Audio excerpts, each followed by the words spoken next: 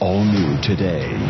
The most sensational murder trial in recent memory. Did you input how to make chloroform? The public believes that you perjured yourself on the stand to protect your daughter. Did you lie? Casey Anthony's parents returned to Dr. Bill with new revelations about the trial. Mr. Bias called me and said that he had something to tell me. Casey wanted me to know how Kaylee died. Have you ever molested your daughter? No, sir. Do you know to the absolute core of your heart that this man never molested your daughter? We, the jury, find the defendant. I remember I started to shake. If she showed up on your front porch tomorrow and said, I want to come home, what would you say? And the question no one has ever asked. First time I've ever been asked a question like that, even thought about that. I never really considered that before. As Dr. Phil's exclusive interview with Cindy and George Anthony continues. As to the charge of first-degree murder, verdict as to count 1. We, the jury, find the defendant not guilty, so say we all. Did it at Orlando. Well, it was the verdict that shocked the nation and left many people asking, where was the justice for little Kaylee?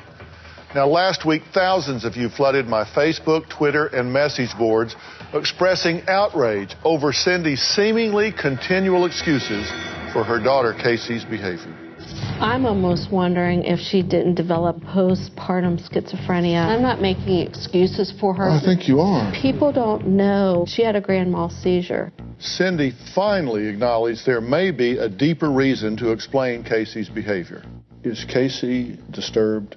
Yes, I think something Would you consider terribly. that she's seriously disturbed? I think there is something seriously wrong with my daughter. But George didn't offer up any excuses when it came to Casey, and in fact was fairly certain his daughter had a role in little Kaylee's death. I blame my daughter for Kaylee not being here today. I can't comprehend a human doing it, especially a daughter, doing that to my granddaughter.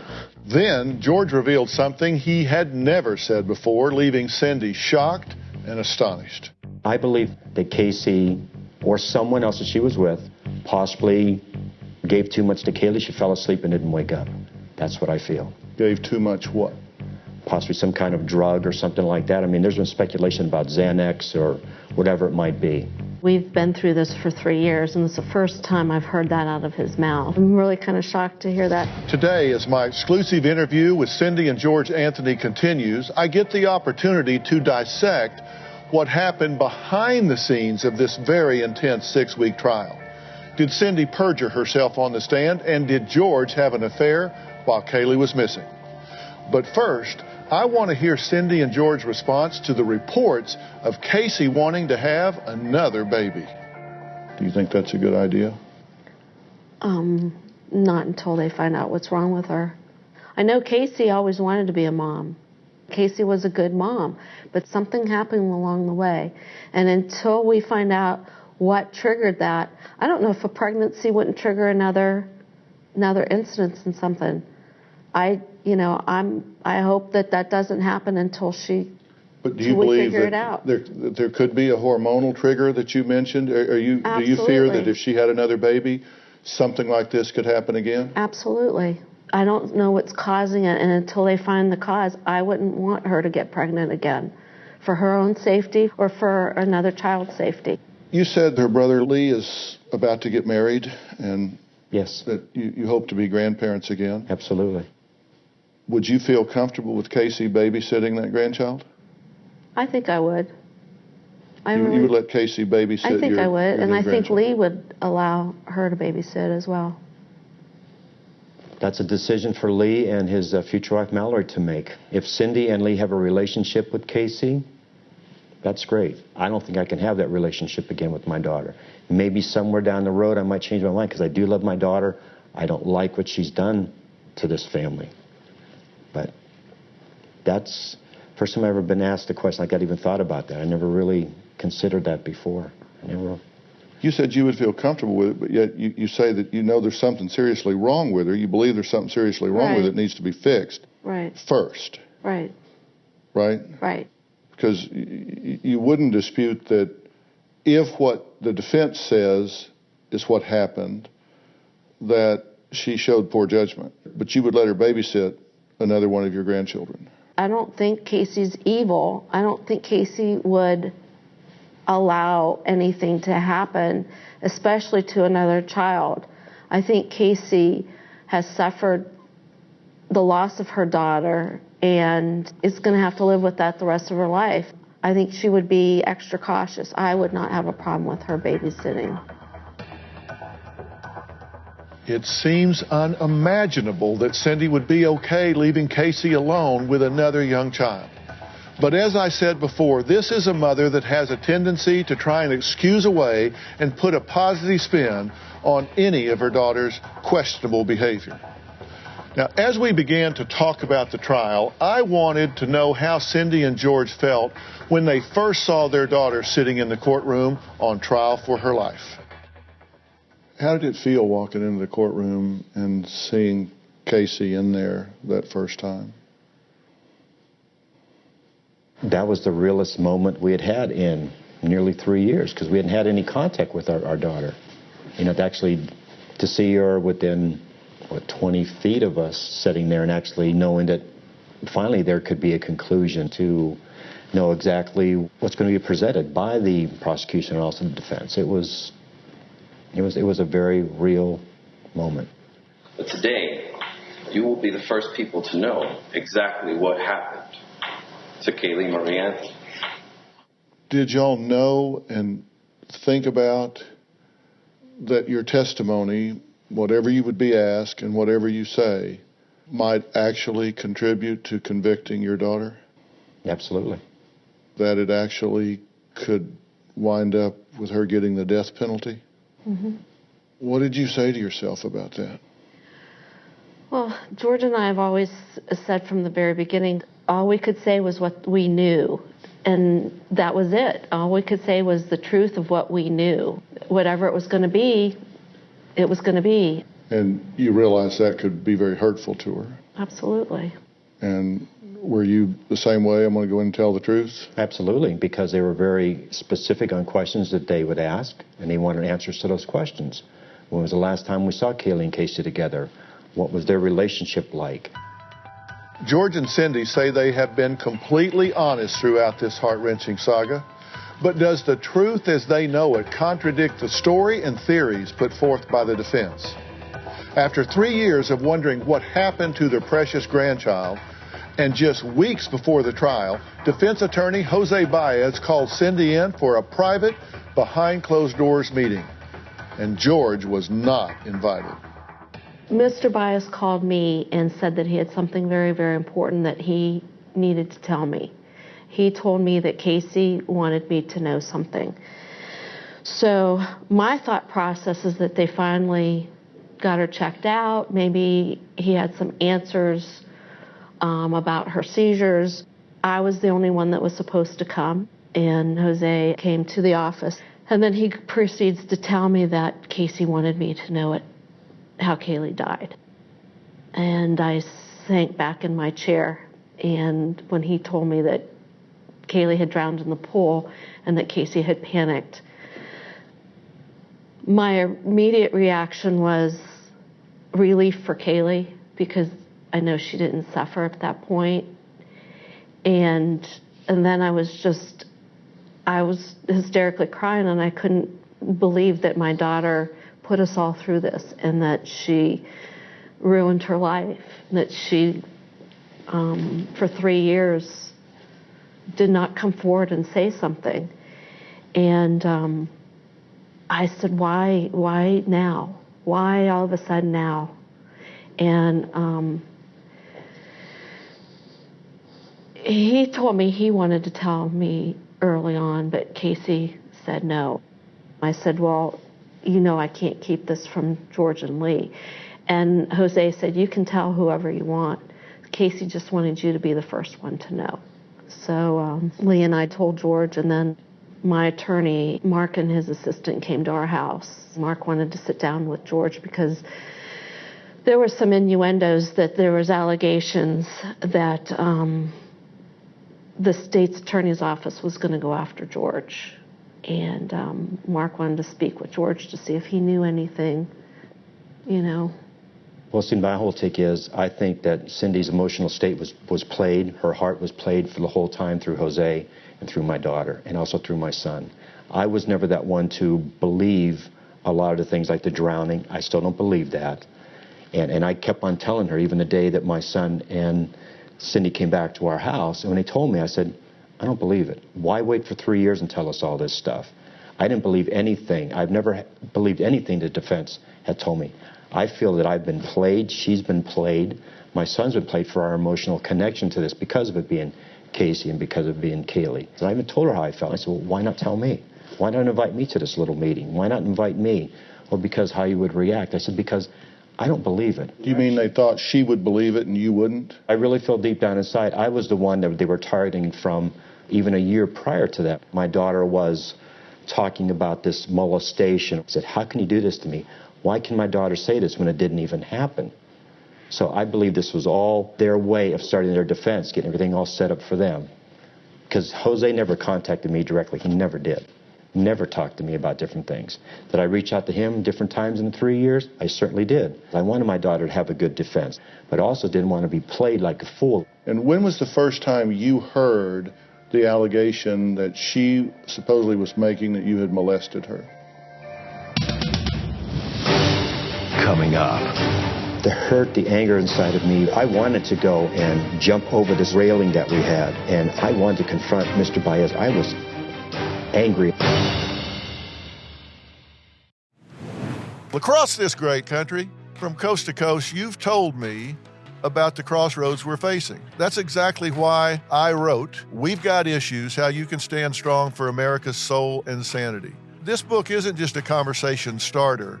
It's a roadmap for standing strong in the face of adversity, for embracing our core values when they're needed most. We're talking about real strategies for real people dealing with real issues, from navigating the complexities of today's polarized world to fortifying our families. And I set forth in the book 10 principles that I think are critical for a healthy society. This is not about politics.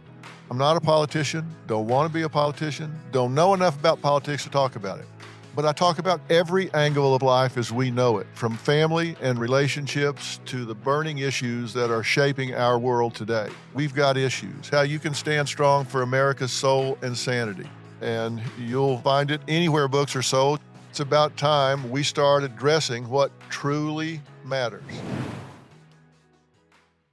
On Oops, the podcast, join me, comedian Giulio Gallerati, as I examine everyday life, the mistakes, the bad decisions, the goals, the jokes, the social engagements, and all things in between. I'm joined every week by producer and personal confidant Ryan Lynch, various other comedians for witty, candid, and intoxicating conversation. Our listeners love Oops for its sophisticated banter, aka your mom could listen, and many feel like they're in the room with us chopping it up with old pals. You can find every episode of this show on Apple Podcasts, Spotify, or YouTube. We now return to Dr. Phil's exclusive interview with Cindy and George Anthony.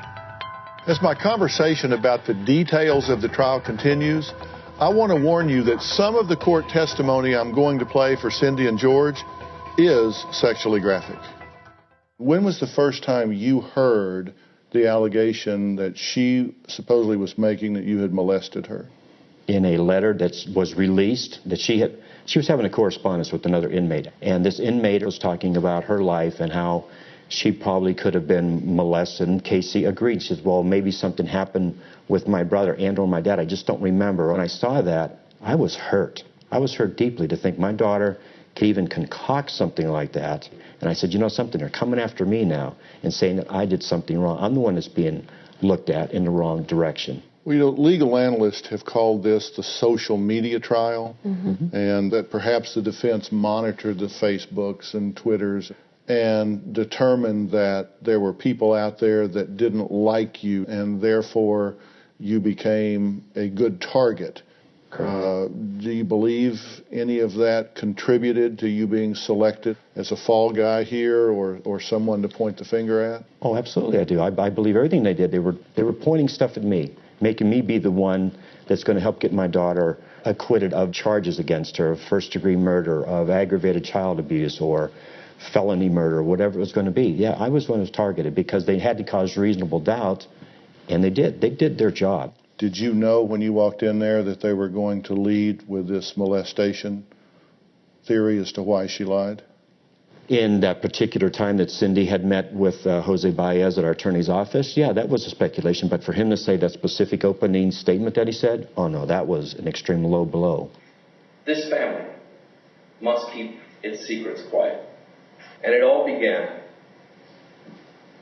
when Casey was 8 years old and her father came into her room and began to touch her inappropriately.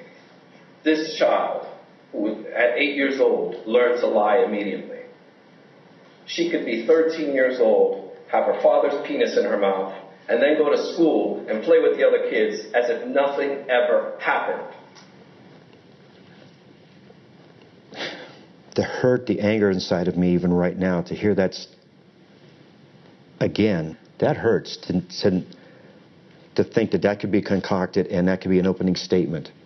And the judge's ruling was we could be in court, we could not have any kind of reaction whatsoever. And to sit there and just look straight ahead or look down for a moment and just hold your composure, that was very hard for me to do. I wanted to go and jump over this little railing that we had, and I wanted to confront Mr. Baez on what he said right now. I haven't cared for him from day one. I just had that bad feeling. But when he said that, I thought, you know, pal, you've already destroyed me. You're just trying to destroy me some more. But you know something? I stood up in front of him and I told him, you're not taking away my joy no more. You're trying to take this joy of my life away from me, sir, and you can't do it anymore. George, did you ever touch your daughter inappropriately? No, sir, I did not. Did you ever sexually molest her at any age, in any way, at any time? No, sir, I did not. Did not. I couldn't do that and would not do that. Do you believe that? Absolutely. So you believe that this defense theory was not truthful? Absolutely. I know it's not truthful. So if that defense theory contributed to this acquittal on those three charges, then those acquittals, in your opinion, are based on misinformation given to the jury? No, because I don't think the jury based their decision on that statement. I think they based their decision on the lack of evidence that the state was able to prove. If I was sitting on that jury, I would have done the same thing that the jury did, because they did not prove, the state did not prove their case. All right, but let me ask you something. You said you absolutely do not believe what they said about George. So I want to be very clear here, because you were in this home. You were there in the mornings. You were there during the day. You were there at night. Do you know to the absolute core of your heart that this man never molested your daughter? Coming up. George began to yell at her. Look what you've done! You will go to jail for child neglect for the rest of your freaking life. What was your reaction when you heard that? We now return to Dr. Phil's exclusive interview with Cindy and George Anthony. Do you know to the absolute core of your heart that this man never molested your daughter? Absolutely, because if I knew that, he would not be sitting here today, because I would have either killed him myself or had him arrested, and I would have moved him away. Absolutely not. No warning signs ever went off in your head? No maternal instinct ever triggered? Because I'm of the opinion that you can be kind of a Pollyanna sometimes. I've said that to you. I know you, because you try to not see ugly things, but this is something you wouldn't turn a deaf ear to? Absolutely not, and he knows that. If he would ever laid a finger on any of the kids or myself, he would have been gone. Were you ever bathing her or dressing her or around her and see any physical evidence of touching or inappropriateness or the result of inappropriateness at all? Did you ever see any indication whatsoever? No. And I feel that during the time of our separation, if there was anything of that, that was Casey's time to tell me, because it was us. And she could have used that to keep her dad away. I mean, if she would have said something like that, I would have never reconciled with him. That would have been a deal breaker for me. She was looking for ammunition. Absolutely. She wanted him out of there. Absolutely. And if there was She could have given it to me then.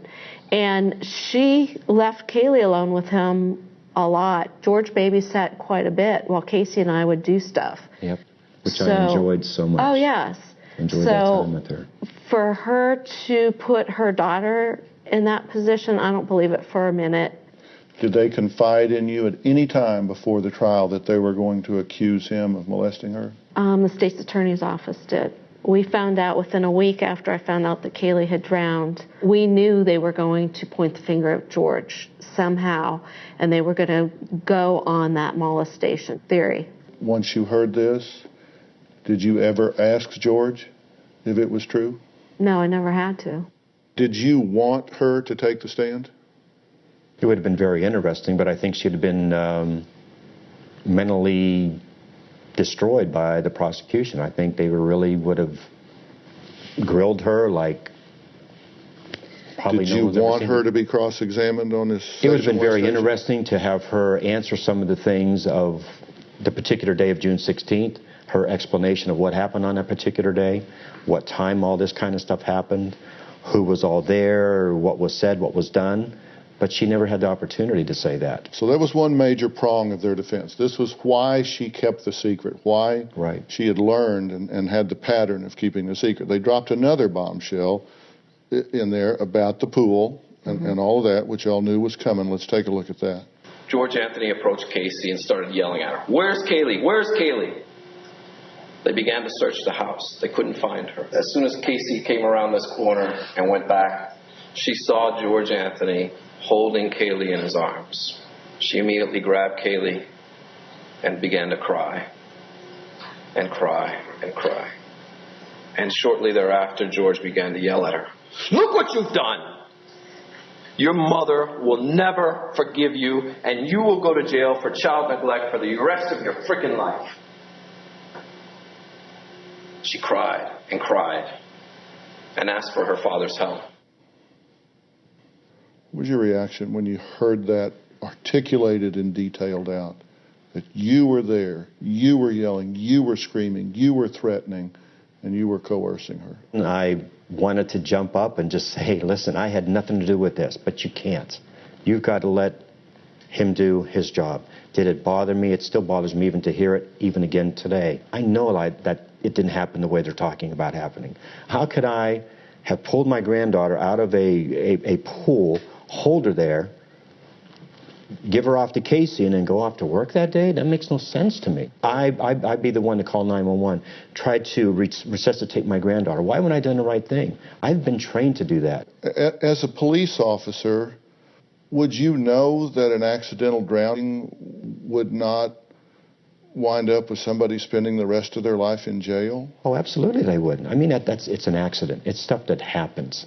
It didn't make sense because if I would have been a juror listening to that, I wouldn't have bought that part of that because I would have felt both parties would have been responsible for the drowning, because if George was home and Casey was home and the child was found in the pool, that both of them would have been negligent. Just as you are absolutely drop dead certain that there was no molestation on George's part, are you as certain that he was not there if and when a drowning took place? Absolutely, because I saw George's emotions when he found out that Kaylee was missing that night. I saw George's determination for 6 months to find Kaylee. I saw a man being destroyed little by little. He was dying inside. If he would have had any knowledge of that, things would have been totally different. We would have known on the 16th what happened to Kaylee.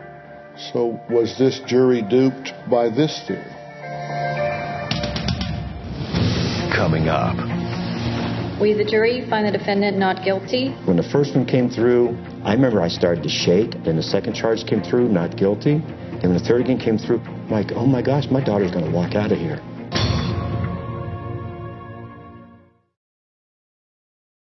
We now return to Dr. Phil's exclusive interview with Cindy and George Anthony.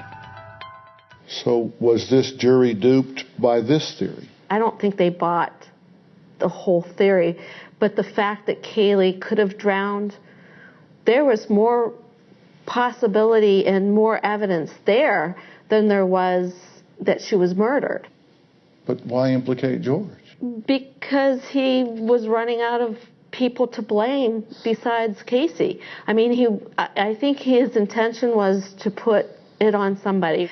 Jose's job, and he said from day one that he was going to do everything he could to get Casey off, that she did not deserve to be there. She did not hurt her daughter, and he didn't care whose toes he was going to step on. He didn't care who he was going to hurt along the way. George became his fall guy, and I was angry at Mr. Bias for that, and I still to this day believe that they did not need to involve George in that scenario. It would still been the same verdict. It's interesting to me that you say two major prongs of the defense was that you molested her and therefore taught her that you keep secrets and you live a secret life, and that you were there and instructed her as an authority figure that had power and control over her to hide this and cover this up. Right. That was misinformation to the jury, correct? Absolutely. But you just think that's not the reason they acquitted her on the three charges, because you think they saw through this. I believe from what some of the juries have come forward to that there was not enough evidence to convict Casey on murder. I mean, the state did not prove their burden. And had they put in a different charge other than the three charges that they did, I think Casey probably would have been found guilty of something other than lying to police. We, the jury, find the defendant not guilty, so say we all, dated at Orlando, Orange County, Florida, on this 5th day of July, 2011, signed foreperson. When the first one came through, they found her not guilty of first-degree murder. I remember I started to shake. I got this deepness feeling in my heart. I'm like, okay. But she's going to actually be in jail for a while to pay for Kaylee's death. Then the second charge came through. Verdict as to count 2. We, the jury, find the defendant not guilty. Not guilty? Like, okay. Then when the third again came through for aggravated child abuse, nothing. Verdict as to count 3. We, the jury, find the defendant not guilty. So say we all. Like, oh my gosh, my daughter's going to walk out of here. And I'm never going to know about Kaylee. I felt she needs to have something to be held accountable for. If that meant being in jail, that meant being in jail. You wanted them to find something against her. I did. That's being truthful. That's being honest. So as you sat there in the courtroom, you wanted to hear a guilty to one of those first three. I did. I didn't want to see my daughter put to death. Of course. But I wanted her to be held responsible for my granddaughter. I did. And I still do. What was your reaction? You wanted to hear? I was praying for all three not guilty, and I was elated when all three of them came not guilty. What do you think about him saying honestly that he wanted her to be found guilty of something, not death penalty, but to be held accountable for this? I think he felt betrayed by Casey and definitely by her defense team. He wanted some type of retribution for what she put him through for those 3 years and then what she put him through for the trial. I think George is so hurt by the fact that they did this to him that he wanted to see her pay. Was it retribution or was it accountability for Kaylee? I wanted accountable for Kaylee. She was always my focus from day one, to find out what happened to her. I wanted someone to be held accountable for that. And I'm holding Casey responsible for that. You were disappointed in the verdict. You were relieved by the verdict. Absolutely. So y'all see that very differently. Mm-hmm. Do you respect his right to see it that way? Absolutely. And do you respect her right to see it her way? Right. And I've even said, now that Casey is out, if she can have a relationship with her mom and her brother, that's fine. I have no problem with that. I don't think the relationship between Casey and I will be any more than what it is right now. We're going to have a very strained relationship. I love my daughter, but I don't like what the last 3 years has done to us. Coming up. Did you look up chloroform? I looked up chlorophyll. You do understand that there is a significant portion of the public that believes that you perjured yourself on the stand to protect your daughter. Throughout the interview, I have repeatedly called Cindy out on her seemingly endless string of excuses, denials, and what I consider to be a Pollyanna perspective. I felt it was time to sit down with her one-on-one. I asked her about the accusations of whether she perjured herself on the stand or not, and if it has been hard to stand by George in the face of all the allegations leveled against him.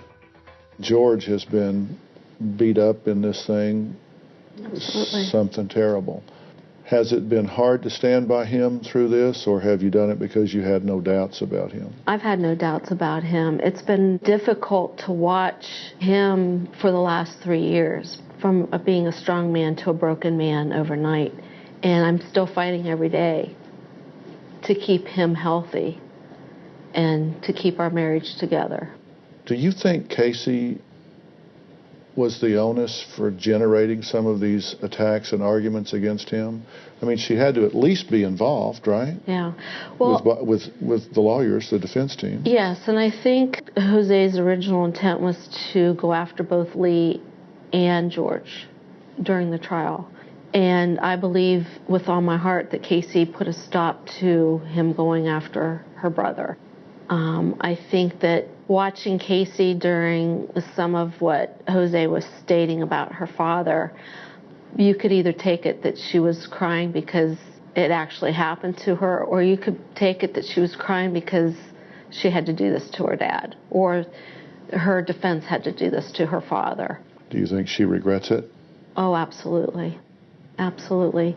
But why do you think so? I think she regrets it, but I don't think Jose regrets it. No matter what he did or said, he was going to get Casey off, and he did.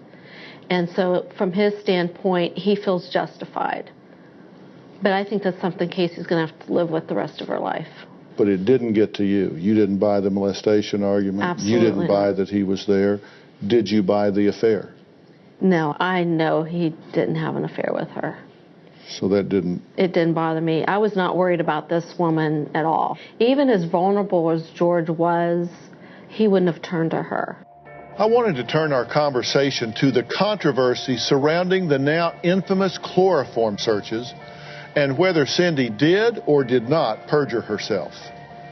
Now, Cindy dropped a bombshell in court when she said, and I quote, "I did Google search chloroform." This prompted many to suspect that she may have perjured herself because she knew that chloroform was a key piece of evidence against Casey. But who made the search itself wasn't the only issue. When it was conducted was also a problem. The contradiction was simple. At the precise time that a computer search for chloroform was made from Cindy's home computer, her work record said she was at her job, not at the home computer from which the searches emanated. She says, if those computer entries were made, then I made them. I was home, close quotes. This became problematic because the chief compliance officer at her place of employment testified she was at work when these searches were made. Let's listen to her explanations. You know, one of the things that people have observed and said is that you lied on the witness stand about the chloroform. Absolutely. Did you lie? No, I did not. Okay, I'll tell you what, let's take a look at what was said at trial and let you put it in context for us. You told me at your deposition that you searched for chlorophyll, correct? Yes. Do you recall denying that you made any searches for how to make chloroform? I didn't look up how to make chloroform. I looked up chloroform. Did you input the words into the Google search engine, how to make chloroform? I don't recall putting in how to make chloroform, but I did Google search chloroform. Did you look up chloroform? I looked up chlorophyll, and it prompted chloroform. It was only on for several seconds. I looked at it, and then we clicked off of it. So you did look it up? It auto-filled? Yes, it prompted it to go to chloroform. Right. And you were looking for what? I was looking up chlorophyll because there was issues with my smallest Yorkie. She was eating bamboo like crazy. And the reason I looked up chlorophyll is because there's different types of chlorophyll that have almost like a toxic effect, and I learned quite a bit about it. Just to be very clear, you didn't claim to look it up to take heat off No. of Casey looking it up? No, absolutely not. And you're very clear on that. Absolutely not. Why did they accuse you of perjury? They didn't. In fact, the state's attorney's office didn't want to bring me up on perjury charges. I also believe that the state's attorney's office realized that the program that they used during the trial was not reliable. Remember the 84 searches? He came back and said that that was false. There was a glitch in his program. You do understand that there is a significant portion of the public that believes that you perjured yourself on the stand to protect your daughter. I did not perjure. When I raised my hand and swore to God that I would tell the truth and nothing but the truth, I said, so help me God, I would not. And I did not. So you are staunch and adamant. You did not perjure yourself on the stand. On Kaylee's name, the one person that I hold most dearest to my heart, I would swear on her name that I made a chloroform search. Cindy stands firmly by her testimony, and subsequently, it's been reported that a software designer who initially testified and said the chloroform website was visited 84 times was actually only visited once. Cindy says if there was a glitch in the amount of searches, then the time she was home could be wrong as well. Furthermore, the state attorney's office issued a statement that they are, quote, not pursuing perjury charges. Have you heard from her in any way since the verdict? Indirectly, yes. How so? Through her attorney. And what was the message? That she loves us, all of us, and that when the time's right, that she'll be able to talk to us. You will embrace her, love her? I want to hug her. I want to tell her I love her. She knows I'm mad at her. I mean, she knows. I wrote her a letter just before the verdict came in, and I told her how upset I was about what the defense was doing to her father and to our family. But you will speak to her? You will see her? Absolutely. I hope someday that I get the truth. Coming up. If she showed up on your front porch and said, I want to come home, what would you say? At this point, Casey is, by my understanding, one of the most criticized, hated, maligned figures in the entire country right now. How do you feel about that? It hurts because a lot of those same feelings against her have been directed to both George and I. And it's just very unfair. What do you think her future holds? I really don't know. My hope for her is that she does get the therapy that she needs, and if there's any treatment that's required, that she's able to receive it. And I hope at some point she can move on with her life. I would love to see her be happy, either in a career or in a family setting. You know, I'd love for her to get married if she so chooses, and if she's healthy, to be able to be a mom again. If she showed up on your front porch tomorrow and said, I'm broke, I'm lost, I have nowhere to go, I want to come home, what would you say?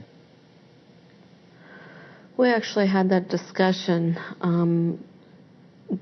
Lee and I would find a place for her. Whether or not she would physically move in to our current home, I don't think that's possible, especially with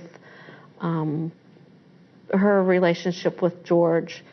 Would she be welcome in your home?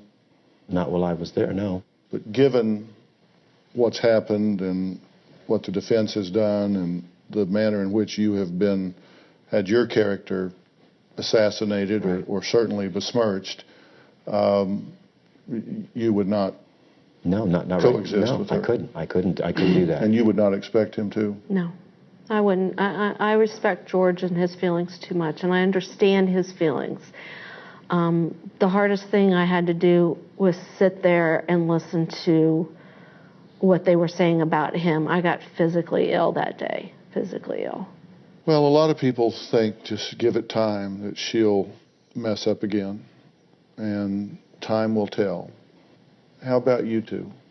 You two going to be all right? I think so. I don't think we could be hurt too much more. I really don't. I think we're going to be okay. We have a chance to make a difference through talking about Kaylee's fund and what we feel we can do with that, and Kaylee's law. Talk to me, if you would, about Kaylee's law.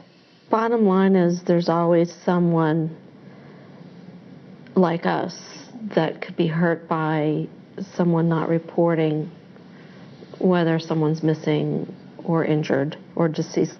We're hoping that this law might, I'm not saying that it would have made any difference in our case with Casey, but getting it to be a law passed where someone may face pretty severe consequences by not reporting a missing child or not reporting a death in a timely manner would spare the rest of the family. We don't want to ever see anybody go through what we did for 6 months. And I'm hoping that George and I can be an inspiration for others. Well, I hope so too. And I think that many, many people in this country feel that Casey has not had a reckoning for what she has done. I know that her defense team says, look, she stood trial, she was acquitted, respect the system, and leave her alone. To which a lot of people say she wasn't found innocent, she was found not guilty. Right. And I think that's what has people upset. They've had a lot of questions about you two. I think you've gotten to tell the story that you didn't get to tell in the trial here today. And you've certainly been candid and honest. So thank you so much. Thank you. Thank you. It's been 8 weeks since I sat down with Cindy and George Anthony, and they've had time to reflect on our conversation. I recently received an email from George. He said that he appreciated the fact that I really took the time to let them talk and tell their side of the story for the first time, and they seem to really appreciate that. Now, I said last week at the beginning of this interview that whether you supported or vilified Cindy and George Anthony, that after watching our conversation, you just might change your mind about the two of them. I'm curious if you did. Please go to drphil.com and share your thoughts. As for me, I have to tell you that as a grandparent, I felt very deeply for the pain they were going through because they've lost a daughter to what I think is horrific behavior. They've lost a granddaughter that has left them wounded. They've been damaged by the judgment and the criticism that they've received from the public, and most certainly they have not been perfect parents, and I'm sure they would make different choices along the way, including during this 3 years if they had them. But I do not believe that either one of them had any knowledge that this child's life had been ended, and it has hurt them deeply, but I do hope that they find some peace going forward. Now, tomorrow, I sit down with Levi Johnston, who will speak out about his custody issues with Bristol Palin and her family. Thanks for watching.